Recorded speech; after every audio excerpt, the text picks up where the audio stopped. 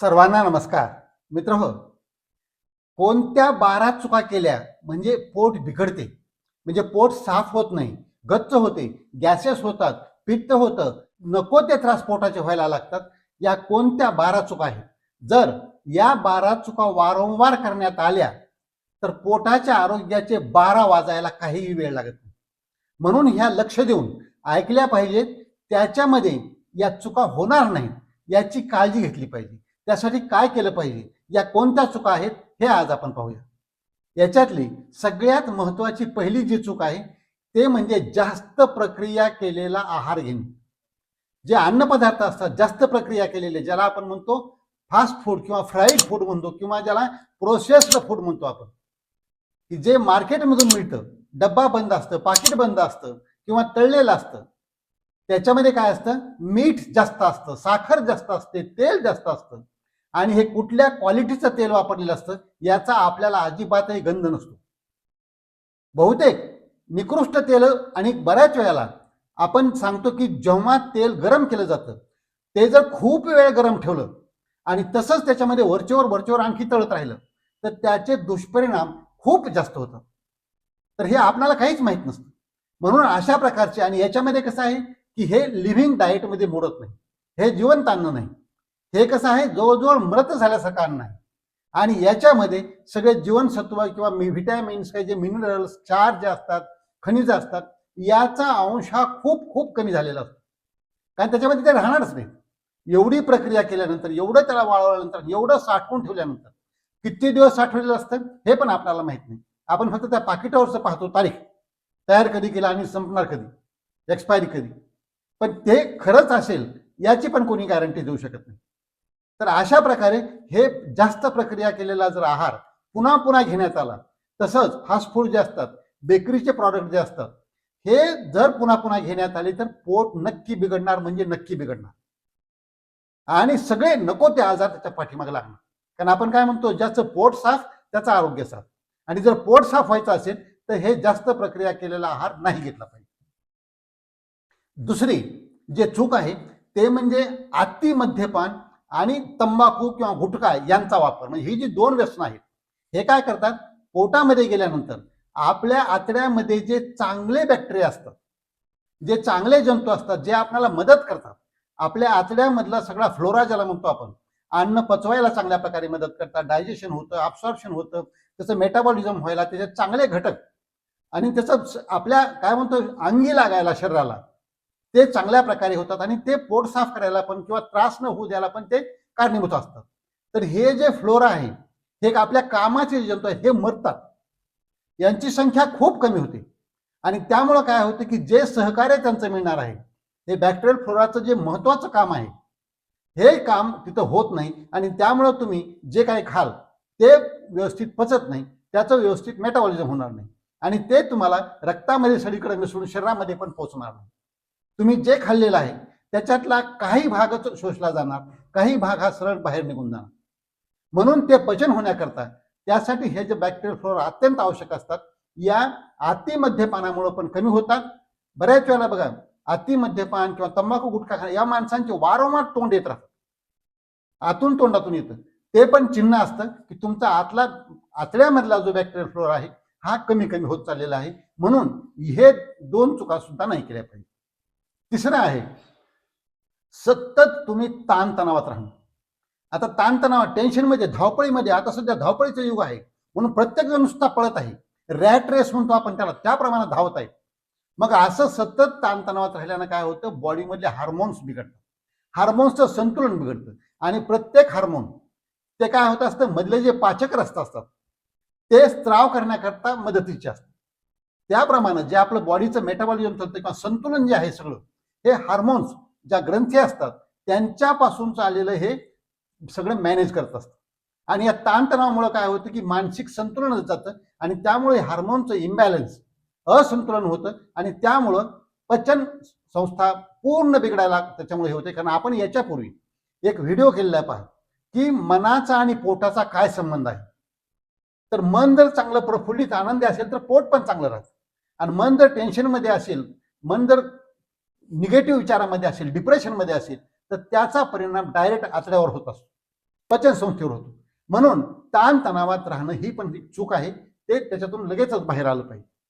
त्याच्यानंतर कमी फायबर युक्त आहार घेणे ही पण मोठी चूक आहे. फायबर म्हणजे काय म्हणतो आपण, चोथा चोथा असलेला आहार किंवा ज्याला आपण म्हणतो जिवंत अन्न, लिव्हिंग डाएट कुठलं असतं हे, आपण जे निसर्गात ते फळं म्हणतो, पालेभाज्या म्हणतो, फळभाज्या म्हणतो, जे डार्क हिरव्या रंगाच्या पालेभाज्या असतात किंवा रंगीबेरंगी लाल रंगाचे, पिवळ्या रंगाचे, हिरव्या रंगाचे, जांभळ्या रंगाचे हे जे फळं असतात, फळभाज्या असतात आणि पालेभाज्या, याच्यामध्ये चोथा हा भरपूर असतो. म्हणून हे काय होतं, चोथा मध्ये गेला, हे जे फायबर आहे हे आतमध्ये गेल्यानंतर हे वॉटर सॉल्युबल फायबर ते पाणी शोषून घेतं आणि पाणी शोषून घेतल्यानंतर ते शुगर कंट्रोल करायला पण चांगल्या प्रकारे मदत होते आणि त्याच्यामुळं स्टूल फॉर्मेशन आणि पोट साफ व्हायला, संडास साफ व्हायला त्याच्यामुळे चांगल्या प्रकारे मदत होते. की अशा प्रकारचा आहार जर घेतला तर पोटाचा कसलाच प्रॉब्लेम येणार नाही. फक्त हा स्वच्छ असला पाहिजे आणि बारीक चावून तो घेतला पाहिजे. या 2 अटी मात्र पाळल्या पाहिजे. आणि जर हा आहार तुमच्या नियमितपणामध्ये येत नसेल दररोजच्या याच्यामध्ये, तर तुमचं पोट बिघडणार म्हणजे बिघडणार. याच्या पुढची चूक आहे की वेदनाशामक औषधांचा जास्त वापर करणे. आता सवय लागलेली लोकांना, सहनशक्ती बऱ्याच जणांची खूप कमी झालेली आहे. थोडं काही दुखेपर्यंत लगेच मेडिकल दुकानावर लगेचच ही गोळी द्या, ती गोळी द्या, अंग दुखीची द्या, डोकं दुखीची द्या, पोट दुखायला माझं काय काय काय त्रास होऊ लागला, झोप येईना काय, किंवा मला खूप टेन्शन आलं, मी खूप डिप्रेशनमध्ये चाललोय, असं सांगून काहीतरी औषध आणत राहणार किंवा पित्त होतंय, पित्ताच्या गोळ्या तर सतत खात राहतात. तर हे अशा प्रकारचे जे औषधं असतात, हे औषधं जर वारंवार खाल्ली, विनाकारण इंडिकेशन नसताना स्वतःच्या मनानं हे जर खात राहिली तरी सुद्धा पोट बिघडतं. त्याच्यामुळे ऍसिडिटी वाढेल, मधलं जे अन्नपचनाची प्रक्रिया आहे ते पण बिघडून जाईल आणि त्यामुळे पोट बिघडायला ते एक कारण होतं. तसंच याच्या पुढची चूक आहे पुरेशी झोप न घेणे. आपण काय म्हणतो, तुमच्या वयाप्रमाणे, प्रकृतीप्रमाणे, तुमच्या कामाच्या स्वरूपाप्रमाणे तुम्हाला कसे 5-6 तासाच्या पुढून 7 तास असेल, 8 तास मॅक्झिमम एवढी झोप तुम्हाला मिळाली पाहिजे. काही जणांना 5 तास सुद्धा सफिशियंट होते, कोणाला 6 तास होते, पण तेवढी झोप आणि गाढ झोप, शांत झोप तुम्हाला मिळाली पाहिजे. कारण ह्या झोपेमध्ये जी ताकद असते आपल्या शरीराला टेअर अँड वेअरला रिपेअर करण्याची, जे काय झीज झालेली आहे, जे काय तुम्हाला काल थकवा आलेला आहे त्याला त्याच्यातून बाहेर काढण्याची, त्याला काय म्हणतो आपण रिज्युनेट करण्याची, हे जी ताकद असते, नवीन तरतरीतपणा, टवटवीतपणा आणण्याची, तुम्हाला उत्साह, ऊर्जा आणण्याची, ही झोपेमध्ये ताकद आहे. आणि झोपेमध्ये बॉडीला डिटॉक्स करण्याची पण ताकद आहे. तर अशा प्रकारे पुरेशी झोप जर घेत नसाल तुम्ही तर ते पण पोट बिघडण्याचं एक मोठं कारण आहे, ती पण एक मोठी चूक आहे. तसंच त्यानंतर पाणी पिण्याची, आपण हे पाण्याला खूप महत्व देतो कारण आपल्या शरीरामध्ये 70% पाणी आहे आणि हे पाणी तर सगळं आपलं जे शरीराच्या हालचाली आतल्या साईडच्या होतात, लिव्हरकडे काही पोहोचवणं, हृदयाकडून घेणं, किडनीकडे पोहोचवणं, शरीराला सगळ्या पोहोचवणं, हे पाणी आहे म्हणून तर ते वाहत राहत सगळं. आणि हे पाणी जर कमी पडलं तर त्याची विस्कॉसिटी म्हणतो आपण ती वाढते, घट्टपणा त्याचा होतो, ते सगळा पुरवठा होत नाही, मेंदूला जास्त त्याचा परिणाम होतो, आतड्याकडे त्याचा परिणाम होतो आणि पाणी कमी पिणाराचं पोट कधीच साफ होत नाही, नीट राहत नाही. म्हणून पुरेसं पाणी पिलं पाहिजे. आपण ॲव्हरेज सांगतो की आपलं इंडियन जे स्त्री आणि पुरुष असतात 60-65 किलो वजनाचे, 70 पर्यंत जास्तीत जास्त, यांनी दिवसभराचं 24 तासाकरता 3-3.5 लिटरच्या पुढून पाणी पिलं पाहिजे, 4 लिटर पर्यंत. ज्याला कमी जास्त थोडंसं आणखी आधीच होईल त्याप्रमाणे हे पाणी पिलं पाहिजे, हे अत्यंत आवश्यक आहे. ही जर पेत नसाल तर ही पण मोठी चूक आहे.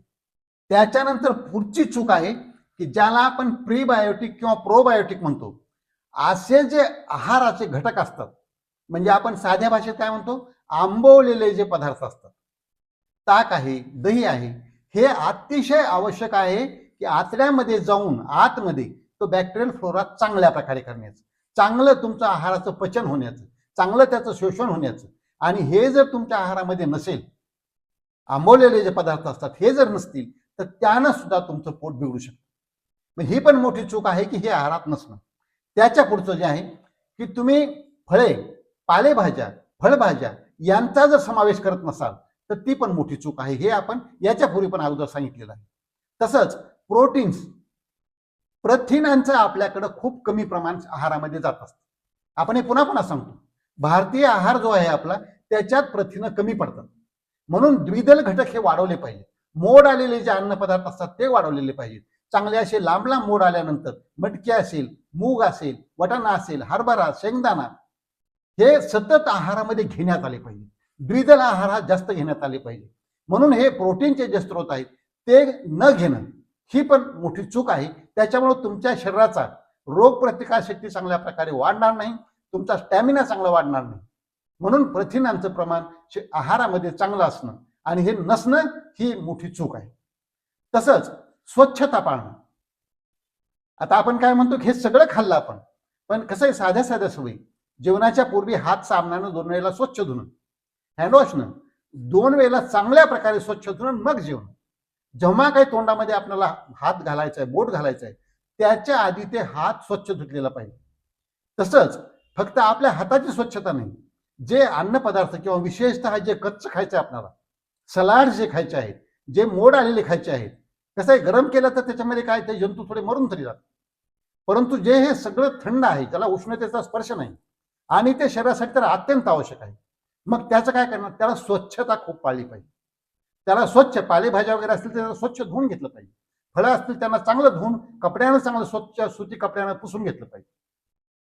अशा प्रकारे ती काळजी करूनच ते घेतलं पाहिजे. तसंच जी ताट आहे तो वाढतात, त्याच्यामध्ये वाटी असेल, ताट असेल, चमचा असेल, याची पण स्वच्छता असली पाहिजे. स्वयंपाक करणाराची पण स्वच्छता असली पाहिजे. हे सगळं स्वच्छता जर पाळली तर त्यानं पण चांगल्या प्रकारे पोटाचं आरोग्य राहतं. स्वच्छता न पाळणं ही सुद्धा मोठी चूक आहे. तसंच व्यायाम थोडाफार तरी केला पाहिजे, कारण त्या व्यायामामुळे काय होईल, जशी शरीराची हालचाल होत असते तशीच आतड्यांची सुद्धा हालचाल वाढते आणि आतड्यांची हालचाल वाढल्यानंतर काय होईल, अन्न पुढं पुढं सरकत राहील आणि हे जर अन्न पुढं पुढं सरकलं तर पचन चांगलं होणं, लहान आतड्याचं कार्य व्यवस्थित होईल, मोठ्या आतड्याचं होईल आणि पोट साफ व्हायला अजिबात प्रॉब्लेम येणार नाही, कसलेही पोटाचे तक्रार येणार नाही.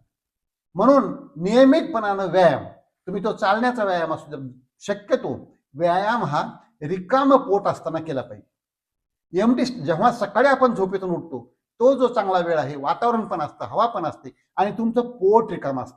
म्हणून आपण काय म्हणतो, 2 ग्लास पाणी पिऊन तुम्ही फिरायला निघा. हे पाणी पिणं अत्यंत आवश्यक आहे. रात्रभर पाणी कमी पडलेलं असतं शरीरात, तर हे फिरणं आवश्यक आहे. किंवा सूर्यास्ताच्या वेळेला 5, 5:30, 6च्या वेळेला तेव्हा पण फिरणं, पण त्याचे तेवढे फायदे होत नाही, पण न फिरण्यापेक्षा तेही चांगलं आहे. म्हणून त्यावेळेला फिरणं असा व्यायाम पण केला पाहिजे. म्हणून हे जे सगळे नियम आहेत आपण सांगितलेले, आहार आहे योग्य, व्यायाम आहे, मानसिकता आहे, स्वच्छता आहे, नियमितता आहे, शांतता आहे आणि नियमित व्यायाम आहे, हे जर सगळे घटक पाळले म्हणजे ह्या 12 चुका होणार नाही. तर ह्या 12 चुका मुद्दाम टाळल्या पाहिजे. याला उत्तर काय आहे, काय केलं पाहिजे, तर या चुका टाळल्या पाहिजेत, त्या चुका पुन्हा पुन्हा नाही केल्या पाहिजेत, त्या सुधारून घेतल्या पाहिजेत आणि सुधारून घेऊन आपल्या दैनंदिनीमध्ये त्या समावेश केल्या पाहिजेत, म्हणजे त्या विसरणार नाही.